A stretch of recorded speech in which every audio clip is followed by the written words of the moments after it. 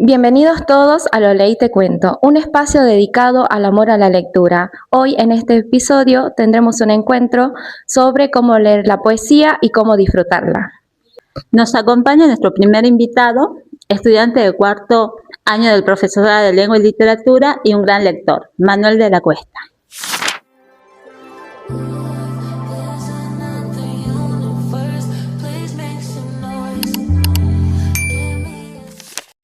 Gracias por aceptar nuestra invitación. Bueno, muchas gracias a ustedes por la invitación y por hablar y por difundir algo tan hermoso y tan nutritivo como es la poesía y el amor por la lectura. Bien, Manu, nos encantaría saber qué es la poesía.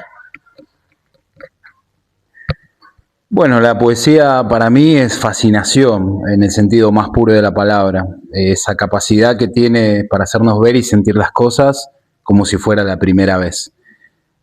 Por ejemplo, un poema de amor, como cuestión central, nos hace replantearnos muchas cosas vividas en el sentido de desamor, de dolor, de ilusión, de fascinación y todas esas cosas que ya hemos vivido, pero al evocar una poesía o al leer una poesía, lo estamos disfrutando por primera vez. Y ese es el sentido más amplio que tiene esa fascinación por la poesía, y nos hace replantearnos y preguntarnos por qué me emociono con ese poema, y quizás por ese componente que tiene la palabra, ese misterio que anida cada uno de sus versos, y nos hace sentir aquello por primera vez. Redescubrir un mundo, replantearnos cosas y a su vez redescubrirnos nosotros mismos. Y para mí también la poesía también hace una deconstrucción de palabras, es decir, rompe la relación entre las cosas y el significado de las palabras. Por eso podemos darle significado a cosas cotidianas de este mundo, ordinarias, que tengan una fascinación y que nos hacen plantear cosas mucho más allá de nuestro entendimiento, algo que no podemos pensar con palabras, sino sentirlo. ¿Podrías recitar algún poema? Sí, cómo no.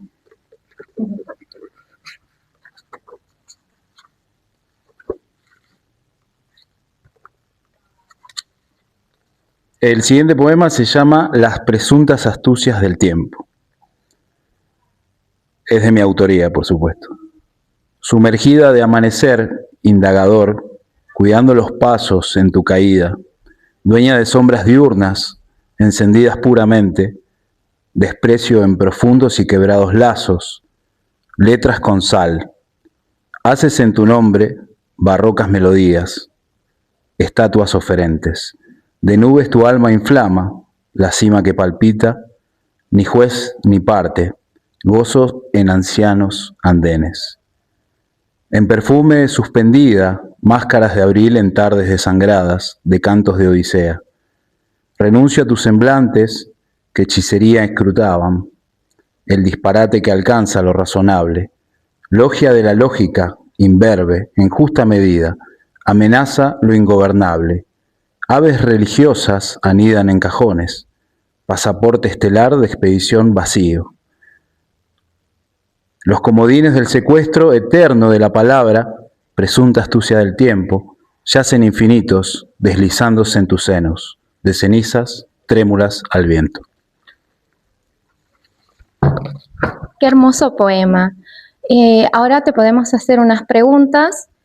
¿Cómo les explicarías a alguien que le resulta difícil o aburrido entender la poesía?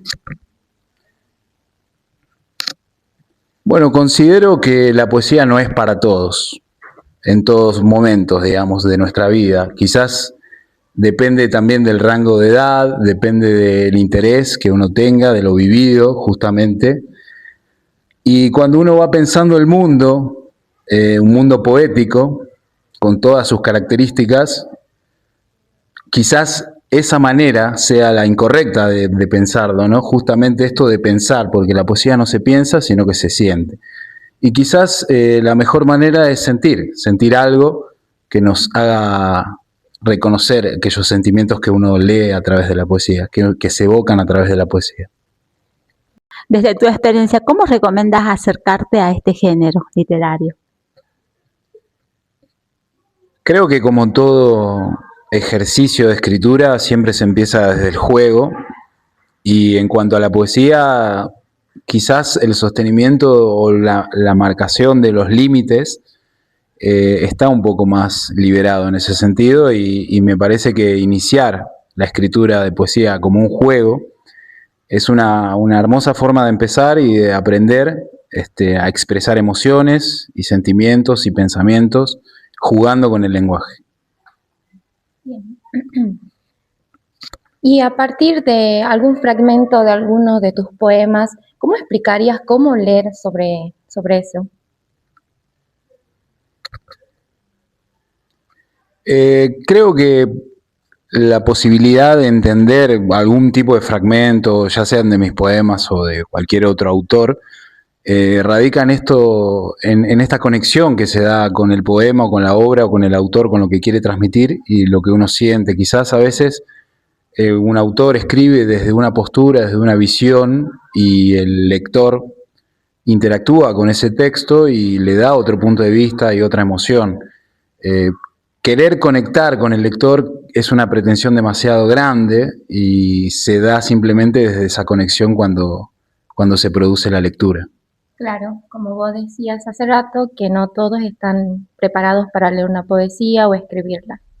Exacto, sí, considero que no toda la poesía es para todos en todo momento. Que esto quiere decir que como van cambiando las cosas en la vida, uno va adquiriendo ciertas experiencias que lo hacen identificarse con cierto poema, con cierta emoción, como hablábamos al principio de que la poesía nos da ese reconocimiento por primera vez de algunas emociones y nos hace redescubrir el mundo.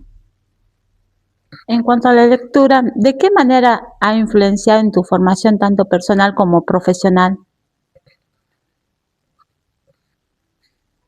Muy importante, creo que es una base en todo sentido, tanto en lo académico, en lo profesional, como en lo humano, porque te da nociones de mundo. Leer un libro o la vida del lector es vivir 1000 vidas, y a través de ejercicios de escritura también uno puede plasmar ideas propias, sentimientos, emociones.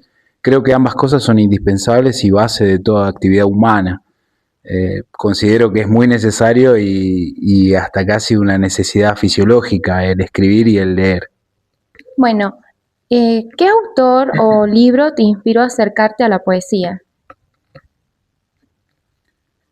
Bueno, sin lugar a dudas, mi primer poeta leído, quizás en un ambiente educativo, fue Gustavo Adolfo Bécquer, pero fuera de horario escolar tuve un acercamiento muy profundo con Pablo Neruda y los versos del Capitán. Creo que es un clásico que la mayoría lo hemos leído, y bueno, esa fue mi inspiración. No por nada es el Bate, el poeta latinoamericano de excelencia, ¿no?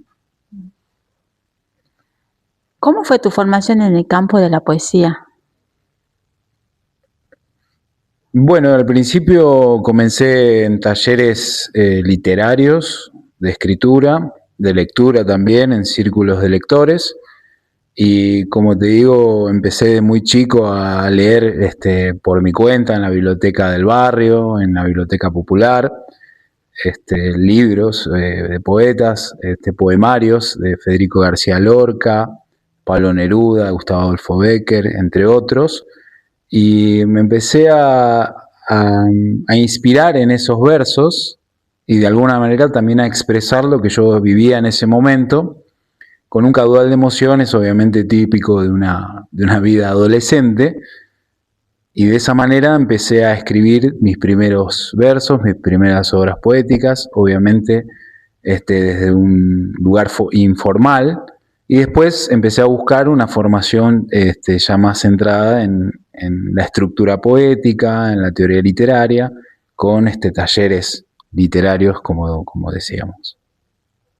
Si bien nosotros pensamos que la lectura es un espacio solitario, ¿cómo crees que esto impacta en las rondas de lectura o en una sección colectiva entre alumnos? Bueno, sin duda tiene esa doble faceta, ¿no? La lectura de poesía es un acto, como decimos, solitario, individual, pero también tiene un gran componente colectivo.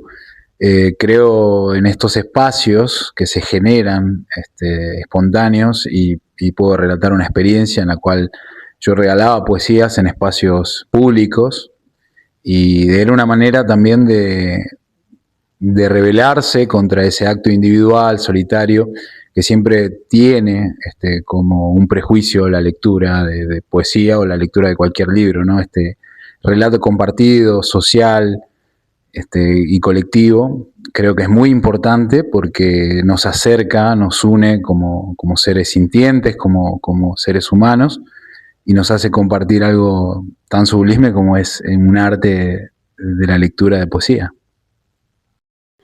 ¿Crees que las redes sociales pueden ser buenas aliadas para promover la lectura o por lo contrario, es una distracción? Bueno, es algo polémico, ¿no? Las redes sociales, si bien creo que existe un contenido superficial y vacío de contenido justamente, valga la redundancia, también creo que es un gran aliado para difundir poesía y expresiones artísticas de autores que por ahí no son tan reconocidos o que tengan por hobby este arte de escribir, del arte de la literatura. Y como es mi caso, yo también difundo por ahí por mis redes sociales mis escritos y también me gustaría llegar a más gente, obviamente aquellos que estén predispuestos a escuchar y disfrutar de lo que escribo. Últimamente en Instagram se están viendo muchos fragmentos que suben personas que no son escritores. Por ejemplo, a veces pensamos o queremos escribir cosas que nosotros mismos sentimos, pero no estamos conscientes de de lo que hacemos, es poesía, poemas. Por ejemplo, en Instagram hay una página que yo siempre sigo que hablan mucho sobre poesías de amor, de dolor, y veo que muchas personas las retuitean o las guardan o las comparten. Eso también es, bueno, para mí la tecnología influye mucho porque hay personas que no les gusta agarrar libros, pero tienen esa tecnología, igual que en TikTok, cuando aparecen muchísimas de estas cosas. Por ejemplo, yo tengo una poeta que es Alejandra Pizarnik, que ella habla mucho del dolor y yo a veces me siento muy identificada con ella. Pero bueno, yo creo que la mayoría de las personas también atrae eso porque mayormente se sienten en ese entorno, con esa persona o porque le pasó eso. Yo creo que es muy buena la tecnología hoy en día. Bueno, y por último quisiera recomendar para todos aquellos que se inician en el mundo de la lectura, de la poesía, el Pío Avanti de Almafuerte, como un poema muy, muy querido por mí, y también el poema 20, de 20 poemas de amor y una canción desesperada de Pablo Neruda. Bueno, muchas gracias Manu por venir acá con nosotros a participar de este podcast. Nos alegra muchísimo para la gente, para promover la lectura y sobre cómo adentrarse a este mundo de que son los poemas. Bueno, muchísimas gracias a ustedes por la invitación y por difundir este mensaje. Espero que sea muy valioso para todos aquellos que escuchen y quieran adentrarse en este mundo de la literatura y la lectura de poesías. Bueno, hoy entendimos de que cada uno tiene su forma de leer y de mirar la poesía, así que lo invitamos a todos a entrar a este mundo maravilloso, así que también muchas gracias, Mel, por venir.